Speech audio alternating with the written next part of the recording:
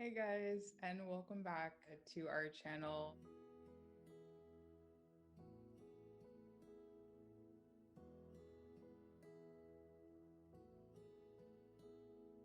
Basically, I had a friend of mine who has an outreach program in Tokyo helping the homeless help me interview some homeless people that he's really close to. And when I first heard about how the coronavirus was spreading in Japan, like we saw in China, and when it started spreading around the rest of the world, I was really I was really worried about how some of the most vulnerable people in Japanese society would be able to handle this situation, like the homeless. I was wondering, like, where are they going to get face masks? Maybe a lot of places would stop giving them food. Like, how would their lives be impacted by that? So, because of that, I really wanted to speak with them and share their stories. Also, guys, I totally forgot to mention, just to give you a little bit of background about the homeless in Japan. A lot of homeless people are in places like Sanya or in Shinjuku. You'll see them under bridges, especially around Asakusa near the river side. There's a lot of tents. A lot of them actually lost the only jobs that they had to support themselves. Yeah, it's a really interesting situation, and compared to places like the United States. And yeah, I hope you guys are able to learn something from this or just to find it interesting. 出身地と年を教えてもらっていいですか？市川と申します。出身は北海道です。そして年は62です。谷口です。出身は北海道。56です。1月16日に初めてコロナウイルス初めての時はただここまでひどくなるとは思ってなかったんで、ただの風邪の一部なのかなと思ってました。だからそれほど気にもかけてなかったんですけど、最初の頃は。でも今深刻な、世界中深刻な状態になってる。まさかここまで来るとは思ってなかった状態ですね。私は最初北海道から始まったんで結構距離がありますから、そんな意識はしなかったです。あと横浜のクルーズ船、そこの時にこう乗客がなったって言った時は、もしかしたら東京の方もまずいのかなっていう感じはしましたけど、そんなに深くは考えませんでした。私は、中国の方で閉鎖する頃、あれが非常にやっぱり日本も同じ状態になるんだなっていう感覚があった。それといずれパンデミック、それが地球上にはびこるようなウイルスになると思って、本当に、我々がいつまで生きられるのか、そういうあれみたいな感じで、やっぱりどうしたらいいのかっていうことを考えました。だからその時に若い人と接触しない方がいいみたいなことを聞いたので、それで、できるだけ、我々だけでいられるスペースみたいなところへ、仕事もなくなってるから、一番ちょっとその金銭的には一番大変な時です。4月9日にその新在安倍が緊急事態宣言にもう発表したから、どういった生活はどう変わりました？まず水曜日上野とか大久保中央教会行く時でも中に入るためには、マスク着用でないと入れてもらえません。それと今月から始まったんですけども、中央教会の場合は体温を測って、平熱の人以外、平熱でないと中に入れてもらえません。あと、建物もほとんどあちこちお店が休んでます。で、行ける場所も少ないんで、じっと寝泊まりしてる近くの公園で過ごすしかいる場所がなくなってますね、今。そんな状態です。はい、大体公共機関が今休みなので、いつも私たち休んでいる今サンシャインっていうところにいるんですけど、そこで座るとこも閉鎖、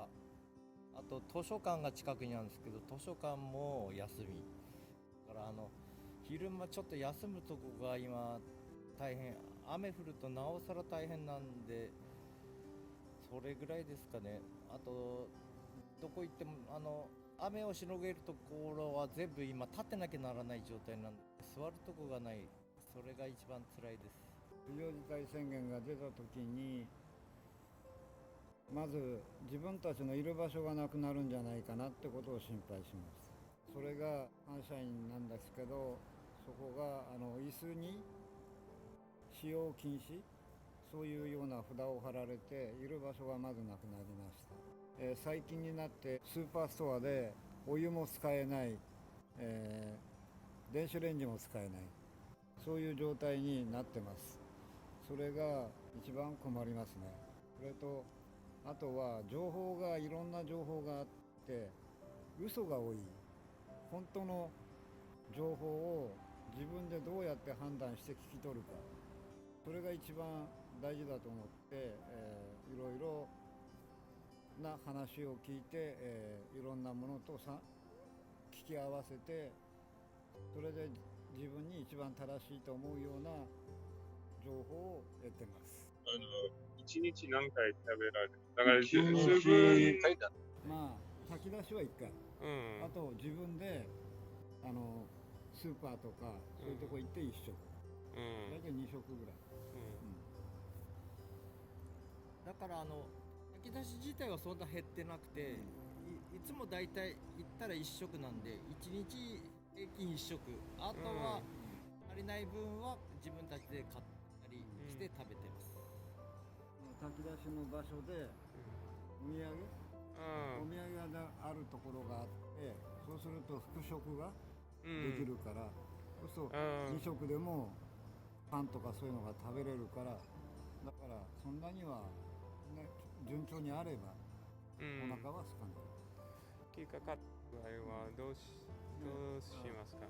今の場合はまず熱が出たとか、その具合悪いっていう形で、保健所へまず電話します。で保健所の方でどういうふうにしてくださいっていう対処の仕方を教えてくれると思います。このウイルスがかからないためにどんな注意してます？まず自分がかからないためには人との間をなるべく離れて、そして、お店やなんかも行く場合はあんまり混んでる時間を避けて、密閉密集密接、この3つをなるべく心がけて、そういうところには行かないように、そして、必ずマスクもしてで、1時間か2時間おきに手の洗って、その後消毒液を炊き出しの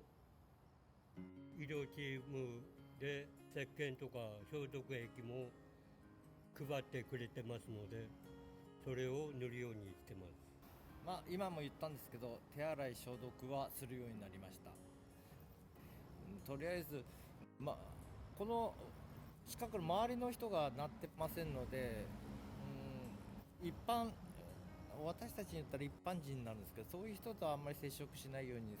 心がけています。だから、若者となるべく接触しないように、それが保険者っていうかウイルスを持ってても発症しない人が多いので、なるべく若者と接触しないようにしてます。それと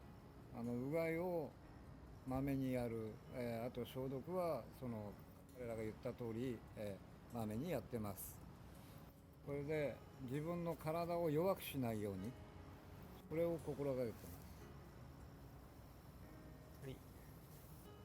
保護されると役所なんかの場所にいる保護された場合にはすごい狭いスペースで人数をいっぱい入れられる。そうすると病気になりやすいから。で、仮にこのコロナにならなくても精神人が多いわけです。だからそういうところへは我々は入りたくないから。だから自分たちで生活して寝る場所から食べることもできる限り自分たちでやるようにしてる。役所はどうしてもあんまり建物を使われたくないと思ってる感じで、小さな部屋で何人も住まわせようと考えてますけども、今のこのコロナの状態に来て施設どういうふうにしてるのか知りませんけども、最後に今一番ホームレスの中できついのは役所から仕事をもらってるんですけど、それが一切なくなった。これが一番、現金収入がなくなったのが一番本当にきついと思います。以上です。大変感謝します。ありがとうございました。じゃあみんなで。はい。はい、Thank you. はい。バイバイ。